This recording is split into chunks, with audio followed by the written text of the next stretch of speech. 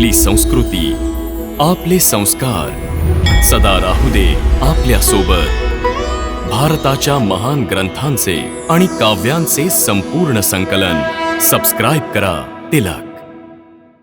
हे केशव, तू म्हणतोस की प्रत्येक प्राणी त्याच्या त्याच्या प्रवृत्तीनुसार वेगवेगळ्या कामना करत असतो, परंतु माझ्या विचाराने प्राण्यामध्ये भलेही कोणता गुण वरचढ असोत, त्याची कोणतीही प्रवृत्ती असोत, तरी सुद्धा प्रत्येक प्राणी एकाच प्रकारची कामना करतो.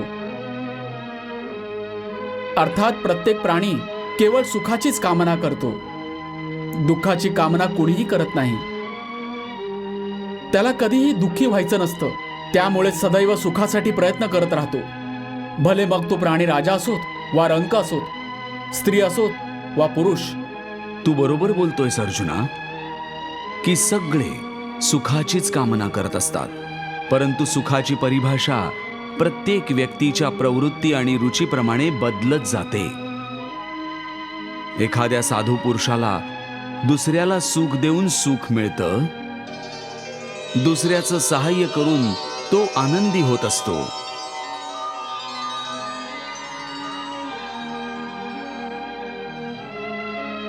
आणि एखाद्या नीच प्रवृत्तीच्या मनुष्याला दुसऱ्यांना दुःख देऊन सुख मिळतं.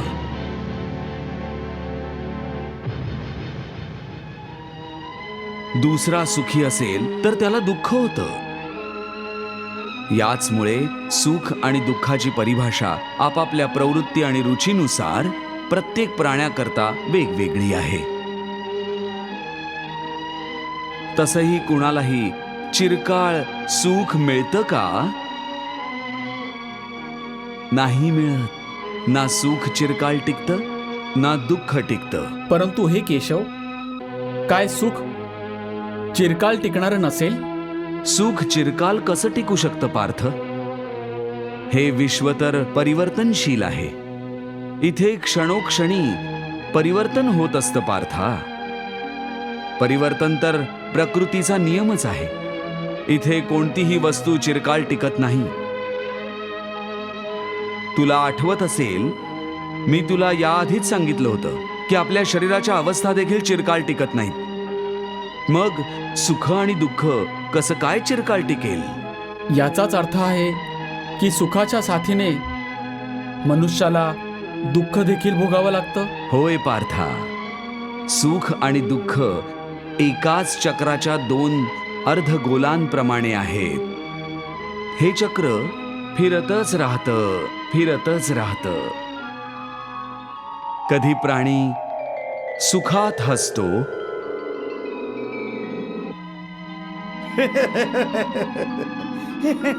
तर कधी तोच प्राणी दुःखात रडत भेकत असतो. परंतु कालचक्र कधीही थांबत नाही. सुख दुःखाचं हे चक्र फिरतच राहतं. आणि मनुष्याच्या जीवनात सुख आणि दुःख पाठोपाठ येत जात असतं. ना चक्र थांबतं, ना सुख किंवा दुःख मनुष्याच्या जीवनात थांबून राहतं. जरी सुख आलं तरी ते कायम राहणार नाही, आणि जरी दुःख आलं तरी ते देखील कायम राहणार नाही. देवी, प्रभूंच्या दिव्य वाणीच्या रूपाने आज समस्त मानव जातीकरिता एका नव्या अध्यायाची रचना होत आहे.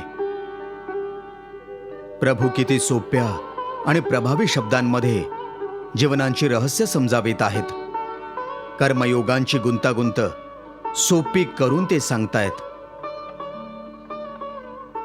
प्रभूंच्या गुरु उपदेशाला जर मनुष्य भक्तिभावाने ग्रहण करून त्यांना आचरणात आणेल, तर त्याला कोणीही धर्माच्या मार्गातून बाजूला नाही करू शकणार.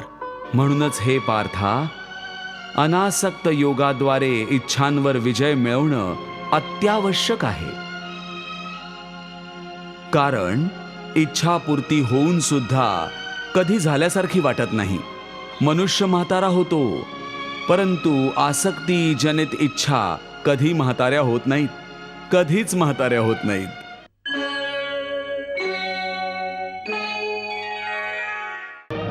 हे केशवा, या मायावी विश्वाचं रूप कसं आहे? हे अर्जुना, जेव्हा तू तुझ्या ज्ञानचक्षूंनी बघशील ना, तेव्हा तुला कळेल की हे मायेचं विश्व एका उलट्या वृक्षाप्रमाणे आहे, ज्याची मुळं वरती आहेत आणि फांद्या आणि पानं खालच्या दिशेला आहेत. तुझ्या अंतरचक्षूंद्वारे हे बघ अर्जुना.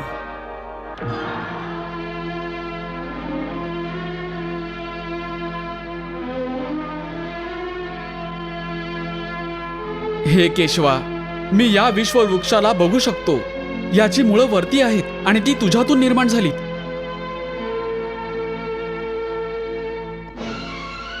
हो अर्जुना, जसं मी म्हटलं, हे मायेचं विश्व माझ्यातूनच उत्पन्न झालं आहे, म्हणून याची मुळं माझ्यातच आहेत आणि मायेचं स्थान माझ्या खाली असल्याने हे झाड उलट आहे. हे केशवा, या विश्ववृक्षात ब्रह्माचं स्थान कुठे आहे? हे अर्जुना, या विश्वाचा विस्तार करणारा असल्याने ब्रह्मा या वृक्षाची मुख्य शाखा आहेत.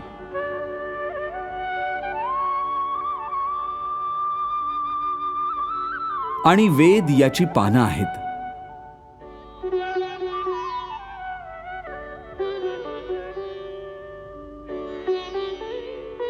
अरे पार्था, शब्द, स्पर्श, रूप, रस आणि गंध हे पाचही या वृक्षाच्या शाखांच्या पालवीप्रमाणे आहेत.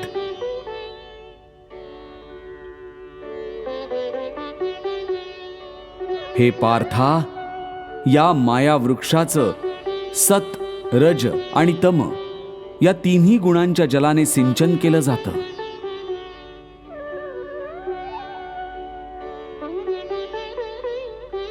आसक्तीने घेरलेला मनुष्य याच झाडाच्या फांद्यांमध्ये अडकलेला असतो. पार्था, हा वृक्ष अनादी आहे, अनंत आहे. हा वृक्ष विश्वरूपी मायेचं प्रतीक आहे. हे मधुसूदना, जर हा वृक्षच सृष्टी आहे तर याची विशाल छाया ही सगळीकडे पसरली असेल. मग मनुष्य याच्या छायेपासून कसा काय वाचू शकतो? हे अर्जुना, हे बरोबर आहे की हा वृक्ष विशाल आहे, पण या वृक्षाचा विधाता त्याहूनही विशाल आहे.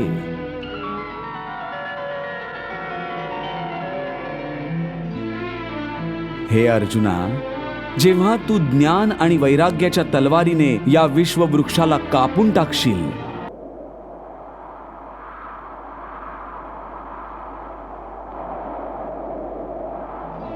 तेव्हा तुला त्या परमात्म्याचं दर्शन घडेल, जो सर्वव्यापी आहे, प्रत्येक ठिकाणी अस्तित्वात आहे, सगळ्यात वसलेला आहे.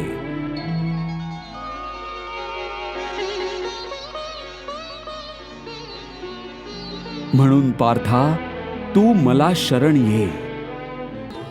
वा प्रभू वा.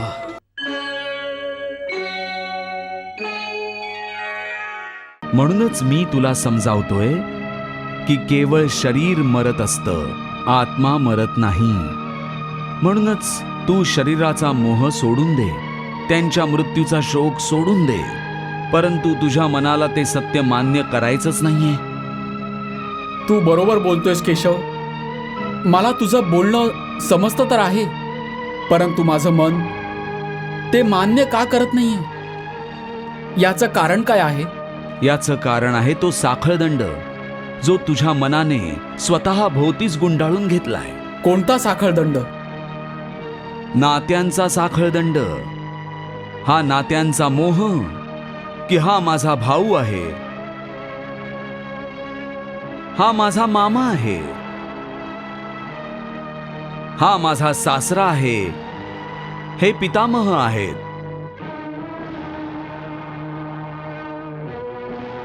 तू बरोबर म्हणतोयस की नाते संबंधाच्या साखळदंडाने मला चहूबाजूनी जेरबंद केलंय. पण मी या साखळदंडांना कसं तोडून टाकू? मी मान्य केलं की हे सर्व शरीर नश्वर आहेत, परंतु यांच्याबरोबर माझी जी नाती आहेत ती तर नश्वर नाही आहेत, ती तर खरी आहेत. भीष्म माझे पितामह आहेत, अभिमन्यू माझा पुत्र आहे. महाबली भीम माझा सहोदर भाऊ आहे.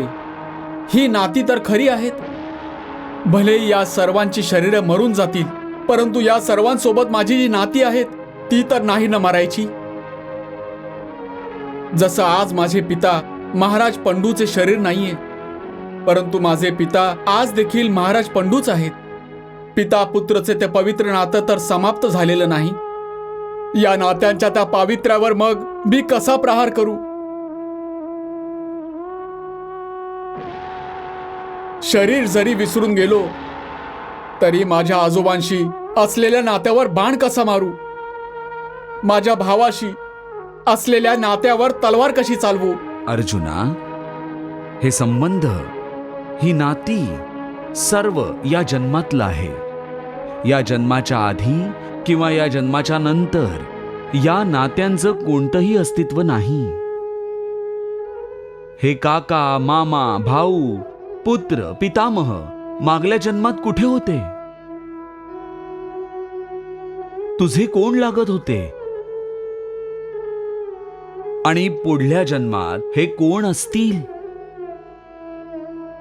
कुठे असतील? याचं उत्तर आहे तुझ्याजवळ? नाही केशव.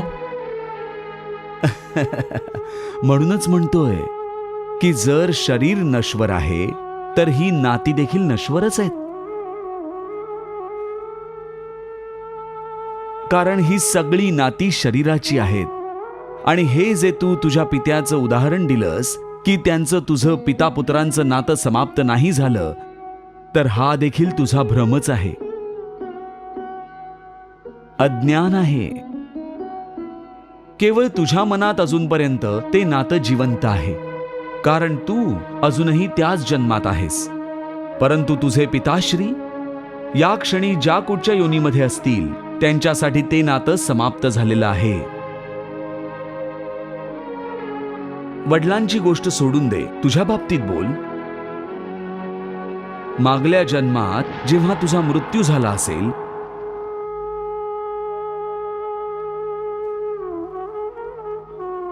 त्यावेळी तुझे सगळे आप्त स्वकीय रडले असतील.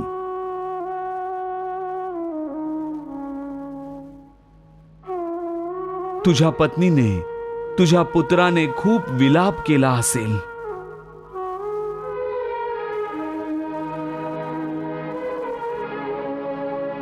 परंतु आज या जन्मामध्ये तुला तर आठवत देखील नाही की कुणी कुणी तुझ्या मृत्यूनंतर विलाप केला होता. आज तुझ्यासाठी त्यांचं अथवा त्यांच्या शोक विलापाचं काही सुद्धा मोल नाही. हेच तर तुला मी समजावतोय की कुणाच्याही मरणाचा शोक करू नकोस आणि कुणाबरोबर नातं तुटलं म्हणून दुःखही मानू नकोस. तशीही माझी माया इतकी प्रबळ आहे अर्जुन की जे तुला वाटतायत की तुझ्या मृत्यूनंतर शोक करतील, आयुष्यभर रडत बसतील, ते देखील असत्य आहे. माझ्या मायेच्या प्रभावाने थोड्याच दिवसांनंतर त्या रडणाऱ्या लोकांना तू पुन्हा एकदा हसता खेळताना बघशील. मित्र 4 दिवस रडतो, भाऊ 10 दिवस रडतो, पत्नी त्याहून अधिक दिवस रडते, माता सगळ्यात जास्त काळ शोक करते. परंतु सर्वांचे अश्रू हळूहळू सुकत जातात आणि त्या डोळ्यांमध्ये पुन्हा एकदा नव्या नव्या स्वप्नांची झलक दिसू लागते. हे अर्जुना, तू सांगू शकतोस की मागल्या जन्मात तुझ्या कोणत्या नातेवाईकाने तुझ्यासाठी किती विलाप केला होता? नाही केशव, हे मी कसं सांगू शकेन? मला तर हे देखील आठवत नाही की ते कोण होते. बास, ज्या प्रकारे तू तुझा मागला जन्म विसरून गेला आहेस त्याच प्रकारे तू तुझ्या या जन्माला देखील विसरून जाशील. या जन्मातल्या नात्यांचा अर्थ तुझ्या येणाऱ्या जन्मांमध्ये नावाला देखील नसेल. आज अभिमन्यूला तू तुझा पुत्र समजतोयस. शक्य आहे मागल्या जन्मात कदाचित तो तुझा पिताही असेल, किंवा येणाऱ्या जन्मामध्ये तुझा महाशत्रू बनून येईल. आज तू ज्यांना तुझे नातेवाईक मानतो आहेस, ज्यांना आदरणीय समजतो आहेस आणि याच कारणाने त्यांची हत्या करण्यास कचरतोयस, शक्यता आहे त्यांच्यापैकी कुणी तुझ्या मागल्या जन्मात तुझी हत्या केली असेल.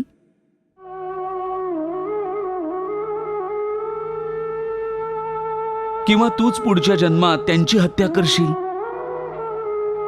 हे अर्जुना, ही नाती या शरीराने जन्म घेतला म्हणून तयार झाली आणि शरीर मृत्यू पावताच नष्ट होतील. म्हणूनच या नातेसंबंधांच्या चक्रव्यूहातून बाहेर ये. आत्मा अमर आहे, हे अमर सत्य ओळख. नाती तर बदलत राहतात. हे अर्जुना, म्हणूनच तू ना नात्यांचा मोह केला पाहिजेस, ना नाती तुटल्याचा तू शोक केला पाहिजेस. हेच सांख्य योगाचं तत्वज्ञान आहे की मनुष्याने एखाद्या संन्याशासारखा विचार केला पाहिजे की हे सर्व नातेसंबंध मोह उत्पन्न करत असतात आणि मोह या नात्यांना इतका घट्ट पकडून ठेवतो जसा एखादा लोभी पुरुष नदीत बुडत असताना देखील धनाची थैली सोडत नाही. आणि अखेरीस त्या थैलीच्या वजनाने स्वतः देखील बुडून जातो. म्हणूनच तुझ्या मनाला संन्यासी बनव आणि या मोहाच्या बंधनाला सोडून दे आणि या गोष्टीवर लक्ष केंद्रित कर की या क्षणी तुझं कर्तव्य काय आहे, तुझा धर्म काय आहे आणि त्यानुसारच कर्म कर.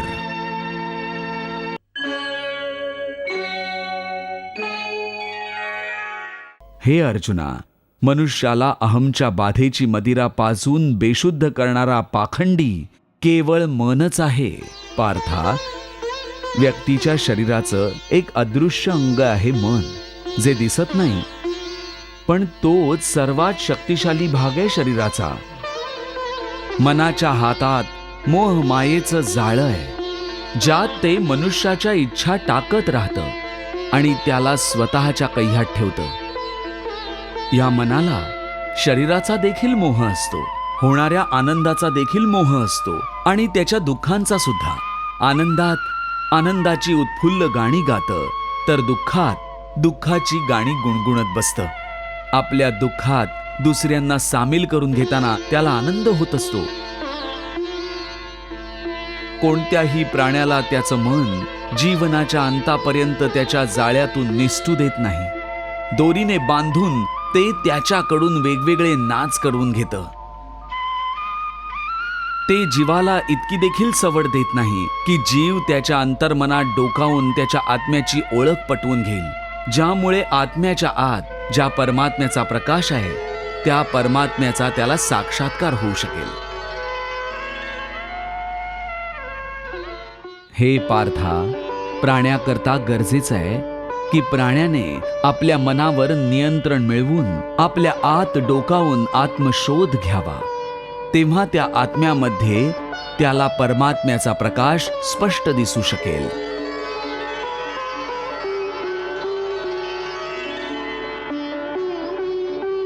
त्यालाच परमात्म्याचा साक्षात्कार म्हणतात. तू तर म्हणतोस की स्वतःच्या आत डोकावून आत्म्याला आणि त्या आत्म्याच्या आत प्रकाशित परमात्म्याला ओळख म्हणून.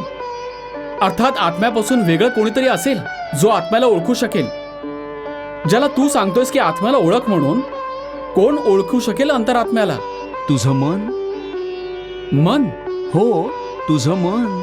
परंतु तू तर म्हणतोयस की मन मायेच्या भ्रमजलात अडकवून प्राण्यांकडून वाटेल ते करून घेतं. मग ते आत्मा आणि परमात्म्याकडे का घेऊन जाईल? तू योग्य प्रश्न विचारलास अर्जुना. त्याचं उत्तर असं आहे की जोपर्यंत तू स्वतःला मनाच्या आणि मोहाच्या आहारी जाऊ देत राहशील, तोपर्यंत ते तुझ्याकडून वाटेल ते करून घेईल. हे पार्था, मनुष्याचं शरीर एखाद्या रथाप्रमाणे आहे. त्या रथाचे जे घोडे आहेत त्यांना मनुष्याची इंद्रिय समज, म्हणजेच डोळे,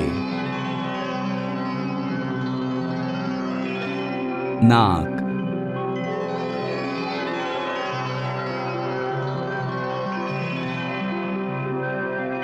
कान, मुख, जीभ आदी या इंद्रियांना, या घोड्यांना जो सारथी चालवत असतो तो सारथीच मन आहे. आणि त्या रथात बसलेला जो त्या रथाचा स्वामी आहे तोच आत्मा आहे. मनुष्याची इंद्रिय त्यांच्या इच्छांकडे आकर्षित होत असतात.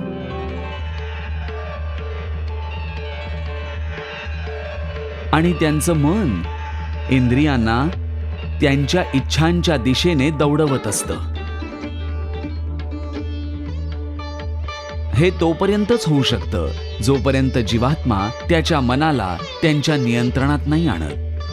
जोपर्यंत मन नियंत्रणात येत नाही ते इंद्रियांना त्यांच्या इच्छांच्या दिशेनेच दौडवत राहतं. इच्छा इंद्रियांना बोलवत असतात, इंद्रिय त्यांच्या दिशेने पळत असतात आणि मन जीवात्म्याची पर्वा न करताच रथाला त्या दिशेने घेऊन जातं. परंतु जेव्हा तू स्वतःच्या मनाच्या आहारी न जाता मनाला तुझ्या नियंत्रणात ठेवशील तेव्हाच ते मन एका उत्तम सारथ्याप्रमाणे तुझ्या शरीररूपी रथाला थेट प्रभूंच्या चरणांशी घेऊन जाईल.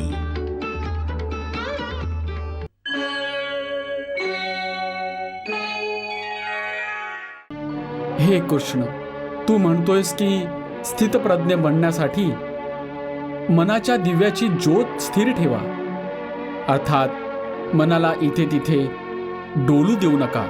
याचा अर्थ असा झाला की कर्म करतेवेळी मनाच्या ऐवजी बुद्धीचं म्हणणं आहे का? मनाला बुद्धीच्या ताब्यात ठेवा, असंच ना? नाही अर्जुना, केवळ बुद्धीवर विश्वास ठेवण्यात देखील धोका आहे. ते अशासाठी कारण विनाश काळ येताच मनुष्याची बुद्धी देखील भ्रष्ट होते.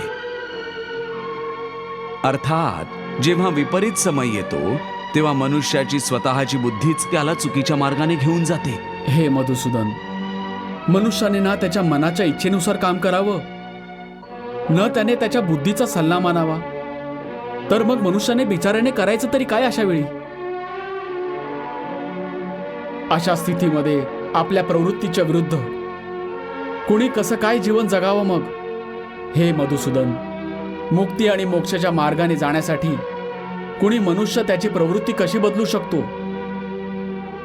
याचा एखादा उपाय असेल तर मला सांग.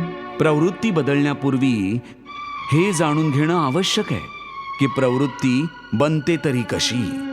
हे अर्जुना, मनुष्य जन्मतःच त्याच्याबरोबर सत्व, रज आणि तम हे 3 गुण घेऊनच जन्माला येतो. या सृष्टीची रचना याच 3 गुणांच्या आधाराने झालेली आहे. या त्रिगुणात्मक सृष्टीमध्ये राहणाऱ्या समस्त प्राण्यांमध्ये हे 3ही गुण सामावलेले असतात. परंतु प्रत्येक प्राण्याच्या अंतरंगात या 3हींपैकी कोणता ना कोणता एक गुण अधिक वरचढ असतो. आणि जो गुण सर्वात वरचढ असतो त्या प्राण्याचं चारित्र्य तसंच बनून जातं. रजोगुण वरचढ असेल तर पुरुषाला ऐश्वर्य, थाटमाट आणि राज्य कारभाराची आवड असते.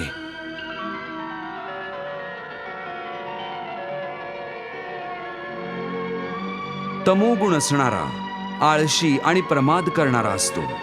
द्वेष, क्रोध यांसारख्या नकारात्मक भावना त्याच्यात ठासून ठासून भरलेल्या असतात.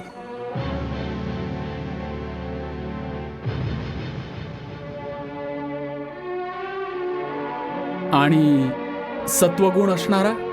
सत्व गुणच उत्तम गुण आहे. सात्विक मनुष्य साधा आणि प्रामाणिक असतो. तसा तर प्रत्येक मनुष्याच्या स्वभावात हे 3ही गुण थोड्याफार मात्रेत असतातच. परंतु ज्या मनुष्यामध्ये जो गुण वरचढ असतो तो मनुष्य तसाच होतो. त्याची जशी प्रवृत्ती असते तशीच त्याची अभिरुची पण असते.